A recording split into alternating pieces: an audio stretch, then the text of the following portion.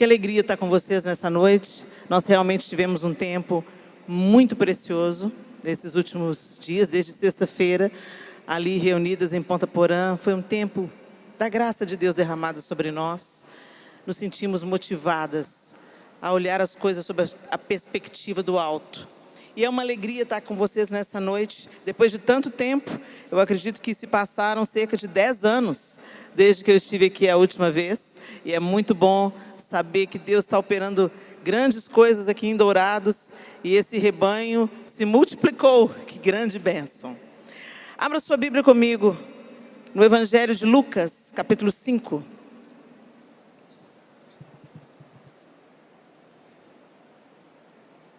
Lucas, capítulo 5, e nós vamos ler a partir do verso 17. Eu estou usando a nova versão transformadora, a NVT. Não sei se isso ajuda ou complica o pessoal da mídia. Lucas 5, a partir do verso 17, diz assim: Certo dia, enquanto Jesus ensinava, alguns fariseus e mestres da lei estavam sentados por perto. Eles vinham de todos os povoados da Galileia, da Judéia e de Jerusalém. E o poder do Senhor para curar estava sobre Jesus. Alguns homens vieram carregando um paralítico numa maca. Tentaram levá-lo para dentro da casa até Jesus, mas não conseguiram por causa da multidão. Então subiram ao topo da casa e removeram uma parte do teto. Em seguida, baixaram o paralítico na maca até o meio da multidão, bem na frente dele. Ao ver a fé que eles tinham, Jesus disse ao paralítico: Homem, seus pecados estão perdoados.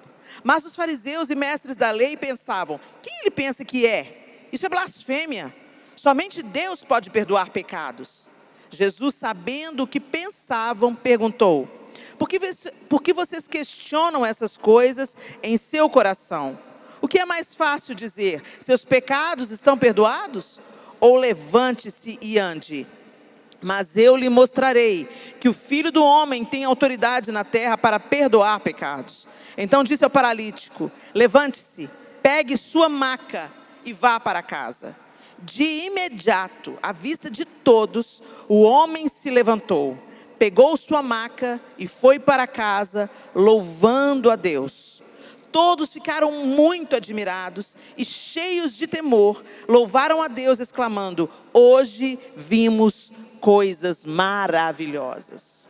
Agora vá comigo para o Evangelho de João, capítulo 5. O mesmo capítulo do próximo Evangelho.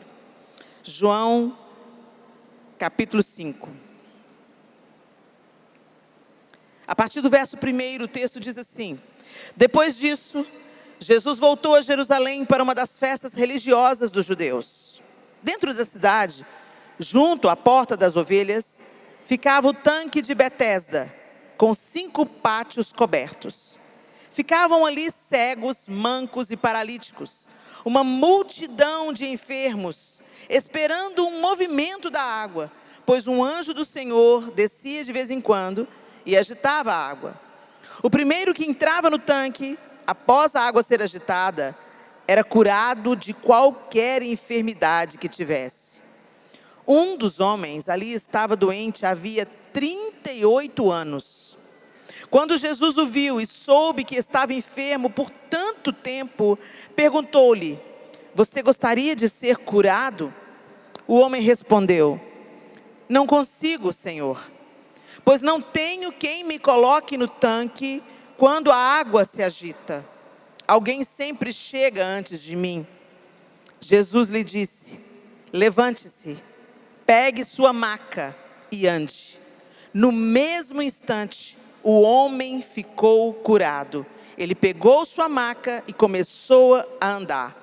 Uma vez que esse milagre aconteceu no sábado, os líderes judeus disseram ao homem que havia sido curado: Hoje é sábado, a lei não permite que você carregue essa maca. Mas ele respondeu: O homem que me curou disse: Pegue sua maca e ande. Vamos até aí. Dois homens na mesma situação. Dois homens paralíticos. Dois homens impossibilitados de andar. Circunstâncias tão semelhantes. Mas o que fez a diferença entre uma história e a outra história? Um homem tinha 4 amigos.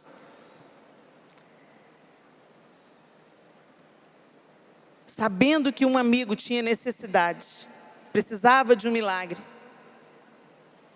os amigos se reuniram e levaram um amigo que tinha uma paralisia até Jesus. Ele não conseguiria chegar com as próprias pernas. Então eles se reuniram e levaram aquele homem paralítico até Jesus.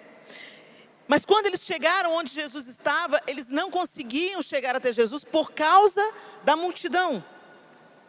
Então eles foram além, eles acharam um jeito, acharam uma estratégia. E não era uma estratégia fácil, eles tinham que subir no telhado, remover parte do teto e descer o amigo com dificuldades até onde Jesus estava. Em contrapartida, o Evangelho de João nos descreve uma outra história de um homem que estava ali a poucos metros de um tanque, onde, segundo aquela tradição, um anjo vinha, agitava as águas e quem entrasse primeiro no tanque era curado. 38 anos. 38 anos. Esse homem estava a alguns metros daquelas águas, mas nunca conseguiu chegar até elas. Porque as pessoas que estavam ao seu redor pensavam apenas em si mesmas. Não havia amigos ali. Haviam pessoas tão doentes quanto ele, que desejavam a sua cura tanto quanto ele. Então, ele era ignorado. As pessoas estavam preocupadas com a sua própria cura, com a sua própria necessidade. 38 anos, gente. 38 anos. Muitos de nós aqui não temos essa idade. A nossa vida inteira não deu isso. 38 anos.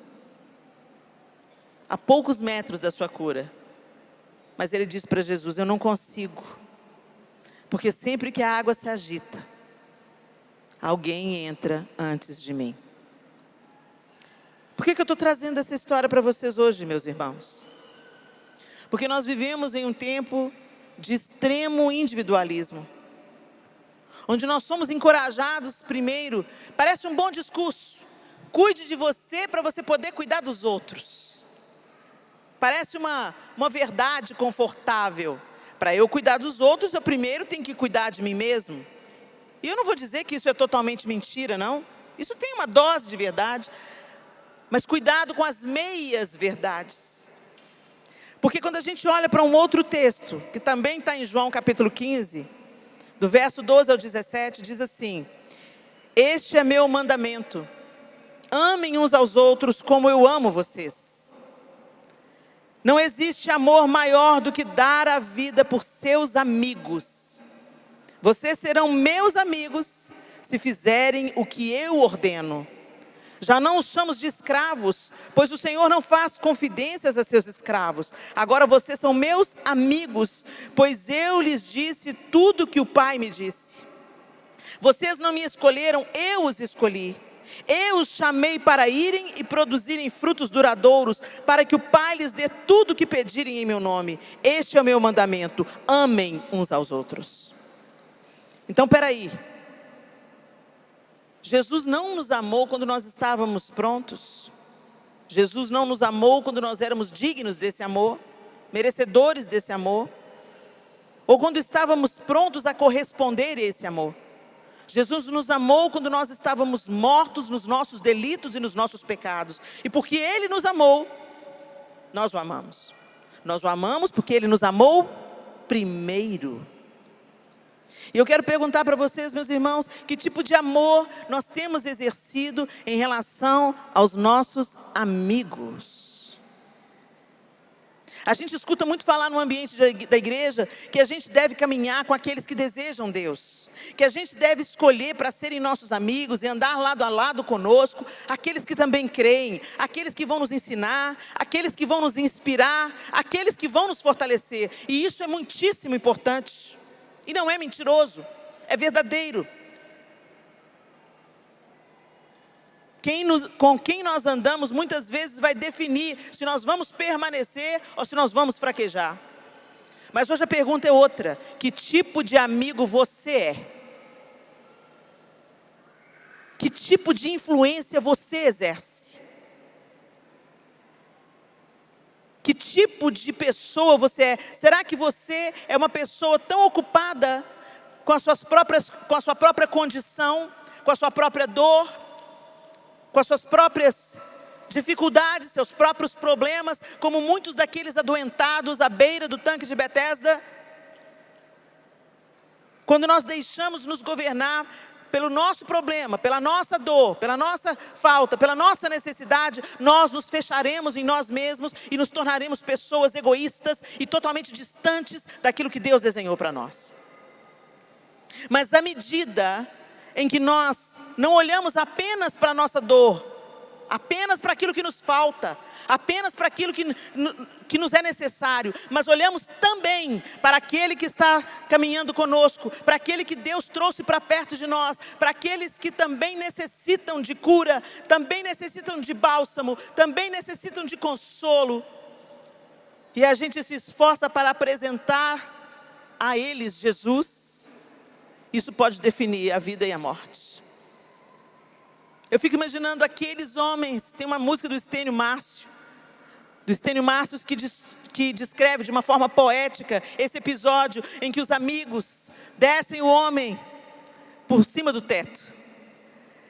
E aí ele descreve que depois que Jesus faz aquele milagre, que eles saem os 5 amigos, correndo, fazendo festa, jogando bola, subindo em árvore.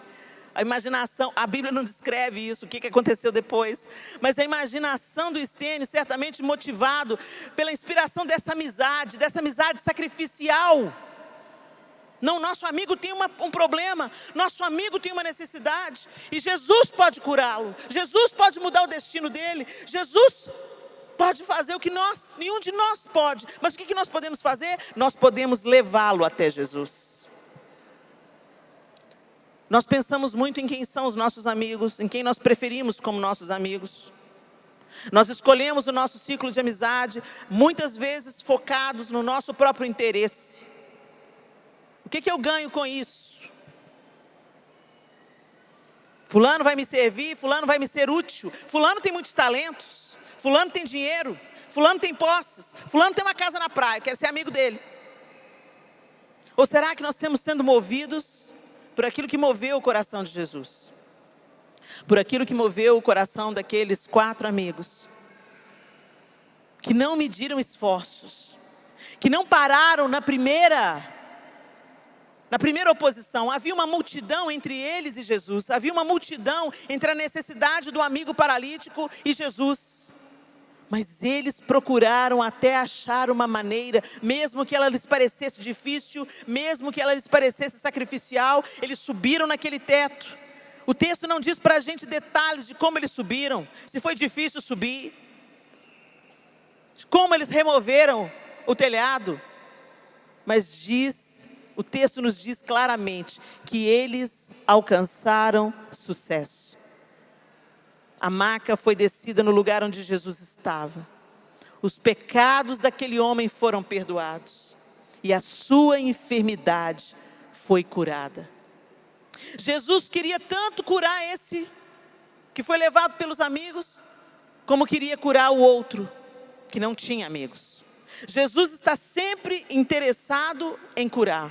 Jesus quer sempre encontrar aquele que necessita. Jesus está de braços abertos, esperando que as pessoas venham a Ele. Os cansados, os oprimidos, os sobrecarregados. Ele veio para libertar os cativos, os oprimidos, os doentes.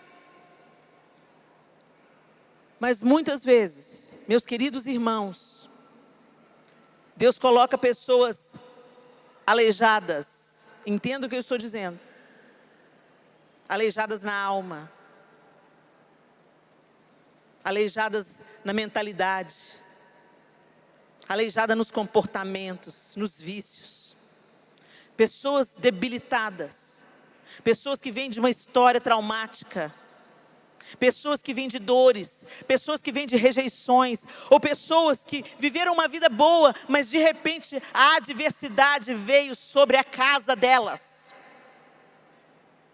E ao invés de nós sermos aqueles amigos que vão carregar a maca, porque a pessoa não aguenta andar com as próprias pernas, nós nos voltamos apenas para nós mesmos. E nos preocupamos apenas com as nossas próprias necessidades e questões. E o máximo que a gente fala é, que pena que aconteceu isso com fulano, né? Que pena. Ai, tão triste. Não, meus irmãos, não foi para isso que Deus nos chamou. Para nós apenas lamentarmos e ficarmos de braços cruzados. Deus nos chamou para dar a vida pelos nossos amigos, como Ele deu o exemplo. E às vezes, dar a vida pelos amigos não é necessariamente uma morte física, uma morte sacrificial. Mas é sacrificar a sua vontade, é sacrificar a sua preferência, é sacrificar o seu ego, é sacrificar o seu tempo. É sacrificar a sua atenção.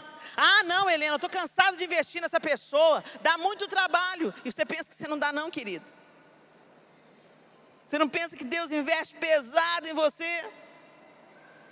As misericórdias dele se renovam sobre nós todas as manhãs, meus irmãos. Senão a gente estava lascado. Mas às vezes a gente tem envolvimentos, relacionamentos, dentro ou fora da igreja, muito utilitaristas. E definitivamente eu quero trazer essa palavra para vocês, meus irmãos, com temor no meu coração. Não é isso que agrada a Deus.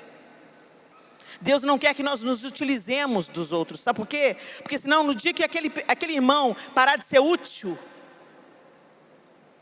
no dia que aquele irmão perder a utilidade, perder a função, perder a casa na praia, perder o talento, o dom, a habilidade, por qualquer motivo,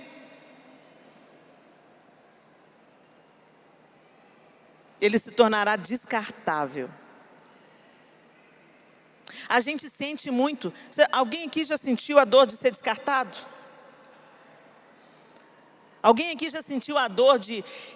A pessoa te trata muito bem até que o interesse dela seja saciado. Depois que o interesse não é mais saciado, tchau, vai com Deus.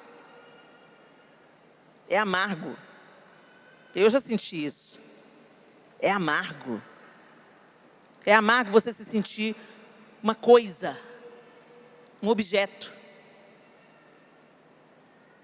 que atende a necessidade da pessoa, e depois que você atende a necessidade da pessoa, você já não serve mais. Passa para a próxima. Que tipo de amigo nós temos sido? Que tipo de pessoas nós temos nos tornado, meus irmãos? Hoje nós vamos participar da mesa do Senhor. E a mesa do Senhor é o tempo de nós fazermos uma autorreflexão. É muito fácil a gente perceber quando os outros fracassam conosco.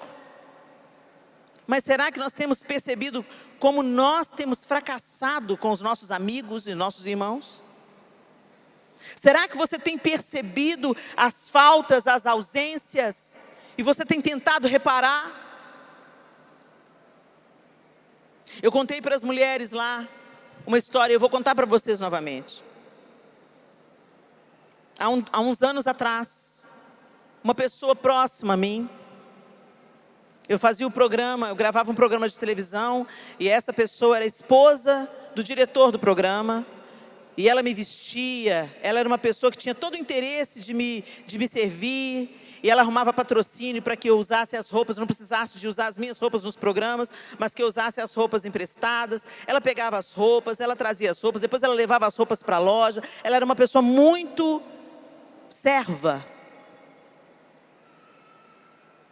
E depois de algum tempo que a gente estava trabalhando juntas, ela perdeu a irmã, assassinada pelo marido. O marido matou a irmã e se matou. Uma tragédia. E eu estava fora de Belo Horizonte quando eu recebi a notícia.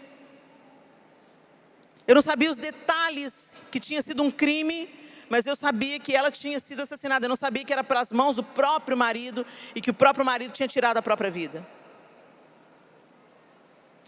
Quando eu cheguei em Belo Horizonte, imediatamente quando nós recebemos a notícia, nós oramos, nós choramos por aquela perda, nós colocamos o coração dela diante de Deus e falamos: Senhor, toca, Senhor, entra com o seu consolo, entra com o seu refrigério. E quando eu voltei para Belo Horizonte, eu fiquei sabendo dos detalhes. E eu fiquei paralisada diante da barbárie do crime. E eu não sabia como fazer. Eu não sabia o que falar para aquela moça.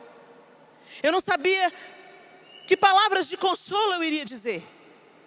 Então o que eu fiz? Nada. Eu não fiz nada. Eu só continuei orando por ela à distância, para que Deus consolasse o coração dela. A oração é fundamental, meus irmãos. Nós precisamos de orar uns pelos outros.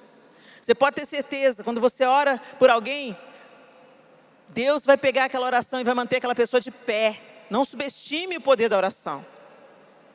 Mas nós também precisamos de expressar a nossa dor, a nossa solidariedade. Nem que não tenha palavras. Hoje, com a cabeça que eu tenho hoje, eu agiria completamente diferente. Com a maturidade que eu tenho hoje, eu não precisava de palavras. Era só eu chegar perto dela, olhar nos olhos dela e dizer: eu estou com você para o que der e vier. E abraçasse ela bem apertado e deixasse ela chorar. Era só isso que eu precisava fazer. Alguns meses mais tarde, quando eu me encontrei com ela, ela abriu o coração para mim. Falou: Helena, como eu esperei pelo menos um abraço. O meu outro irmão não é crente, mas a casa dele se encheu dos amigos. Os amigos encheram a casa dele, cozinhando para ele, abraçando, confortando. E a minha casa ficou vazia. Porque a gente sempre pensa: não, alguém vai lá, o pastor vai lá, o diácono vai lá, o pessoal da intercessão vai lá. E ela falou: ninguém foi. Que tipo de amigos nós somos, meus irmãos? Todos nós passamos dificuldades. Todos nós estamos sendo golpeados, e eu tenho certeza que é para o nosso crescimento.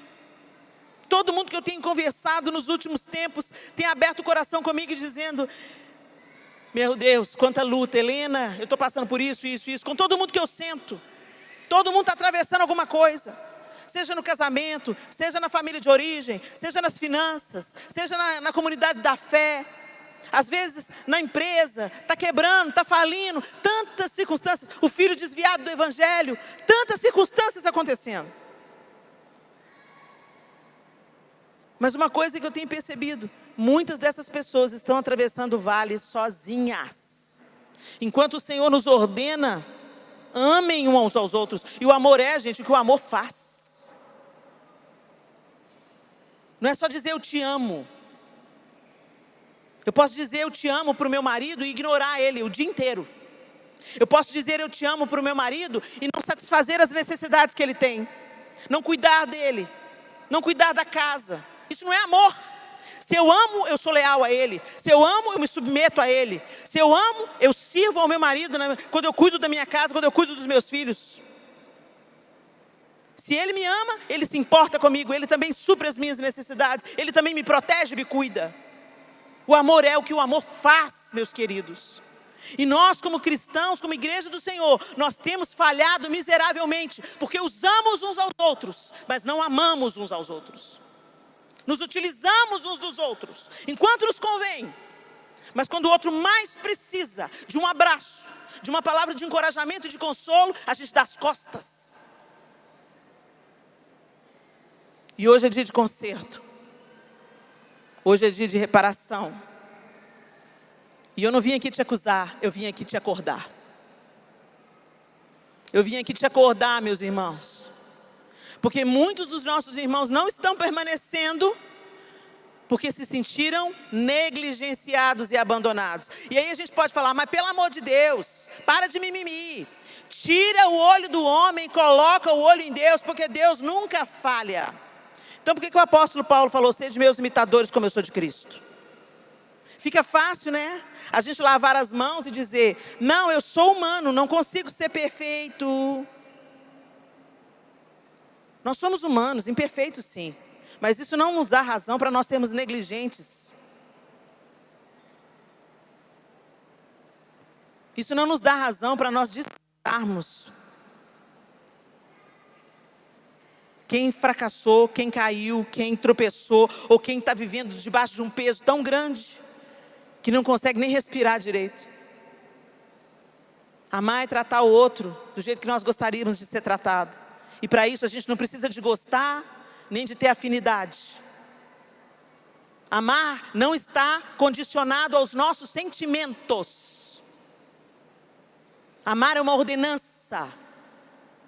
Amar é um mandamento. E não pode estar condicionado ao que sentimos. E o Senhor está nos chamando, meus queridos, para nós efetivamente amarmos uns aos outros. Que você seja um amigo que você deseja ter. Que você seja a resposta para a aflição de muitos. E se você não tem as respostas, porque muitas delas nós não temos, que você seja o abraço, que você seja o consolo. E que você fale para os seus amigos e para os seus irmãos, eu não te amo só porque você me é útil. Eu te amo porque Jesus te ama. Eu quero ser o amor de Deus na sua vida. Eu quero te amar como eu fui amada. Como eu fui amado. Quando eu não tinha condição de ser amado. Quando eu não correspondia ao amor. Eu fui amada. E agora é a minha vez de passar adiante. Eu queria que você pensasse honestamente. Que tipo de amigo você tem sido? É fácil a gente ser amigo das pessoas quando está tudo bem com elas. É fácil a gente ser amigo das pessoas quando elas nos servem. É fácil a gente ser amigo das pessoas quando elas andam sobre as suas próprias pernas. Mas Deus quer que a gente seja amigo quando a pessoa está numa maca. Quando a pessoa não tem condição de andar com as próprias pernas. Quando a pessoa emocionalmente está destruída. Quando a pessoa sucumbiu ao luto. Quando a pessoa não tem nada para te oferecer em troca. É esse o convite que a palavra de Deus nos faz. É esse elevado modo de amar que o Senhor nos propõe. É muito comum nós nos colocarmos no lugar da vítima.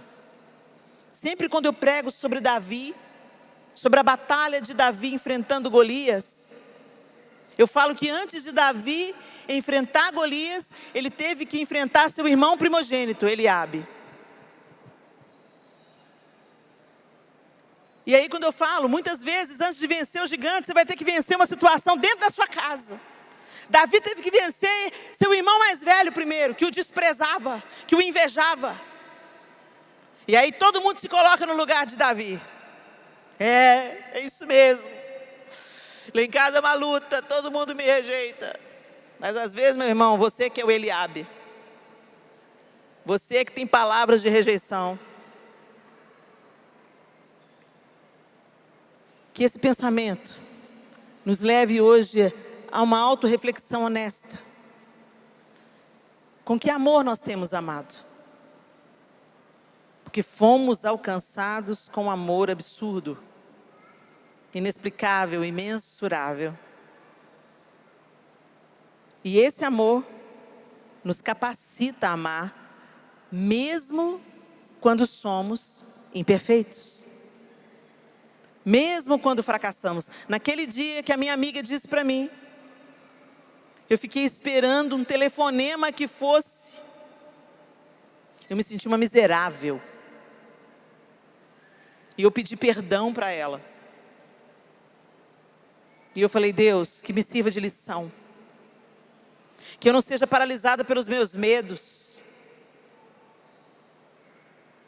Que eu não seja paralisada pela minha preguiça. Porque todo mundo quer ir na festa, mas ninguém quer ir no velório. Mas é no velório que a sua presença faz diferença. Não é na festa. E na festa é bom. Se alegrar com as pessoas é maravilhoso. Mas muitas vezes a pessoa, não vou no hospital não. Não aguento o hospital. Não vou no velório não. Depois eu faço uma visita. Mas não faz. Não vai nem no velório, nem depois faz uma visita. Nós somos o povo do amor, sim ou não? Deveríamos ser. Nós deveríamos ser conhecidos pelo nosso amor uns aos outros. Nisso conhecerão que sois meus discípulos, se tiverdes amor uns aos outros.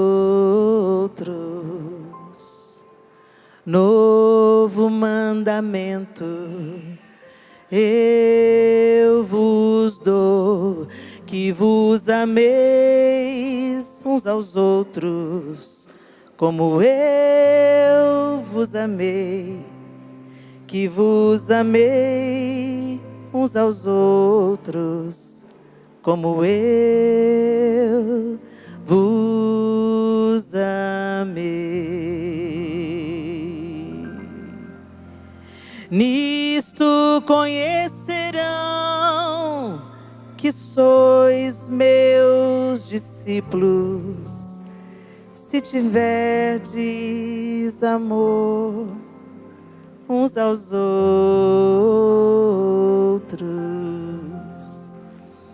Que o Senhor nos ajude. Que o Senhor nos ajude. Que em dias felizes de celebração e em dias de tristeza e luto, nos dias de festa e nos velórios, que sejamos portadores da bênção, da graça, do favor, do abraço de Deus, da alegria que não depende das circunstâncias, que aquece os corações daqueles que sofrem. Seja o amigo, o irmão que você deseja ter. Em nome de Jesus. Deus abençoe vocês.